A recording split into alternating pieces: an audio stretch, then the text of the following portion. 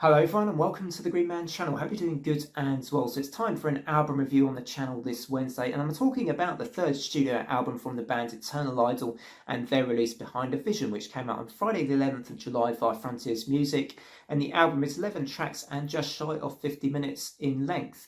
So this band, I would say, are an epic sort of symphonic rock / symphonic metal band.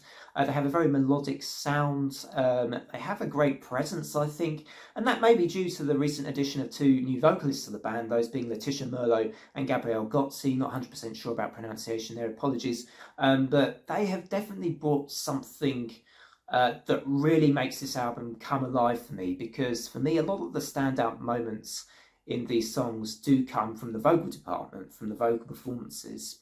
I do think this album is quite linear in approach, which isn't necessarily a criticism, because that actually works quite well here. I do think, the core elements of this album are working well. That is, that it has a very clean sound. It has, a clear mix. You can hear all the elements coming together.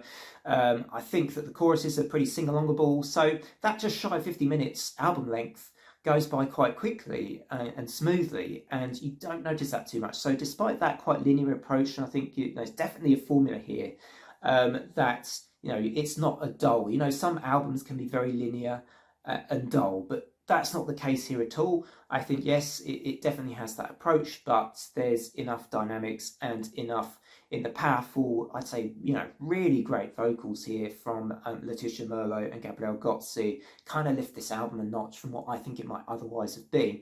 So yeah, quite a big change in lineup here. Only the guitarist from the original lineup remains, that being Nick Savio. Otherwise, pretty much all new band members for this record. So let's go into the tracks here a bit more.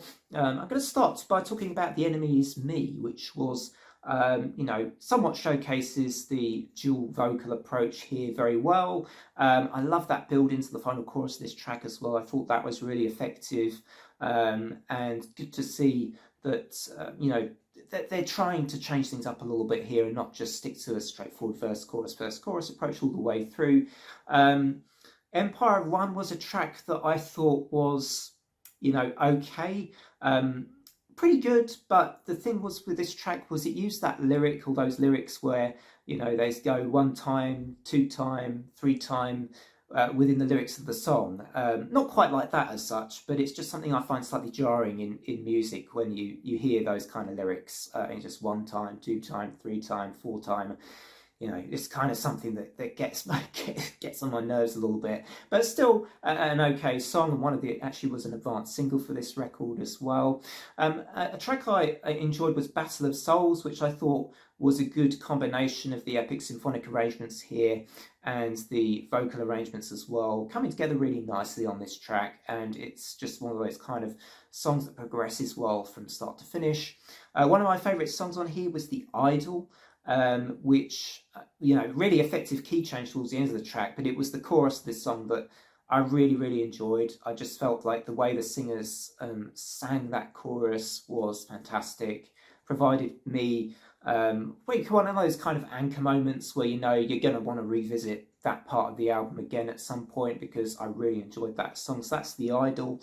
And lastly, I wanted to mention The Great Illusion, which has this sort of, it starts off quite fast with the sort of fast symphonic sound and driving drum beat, but it then it would get repetitive with the symphonic sound in the song, or that symphonic progression.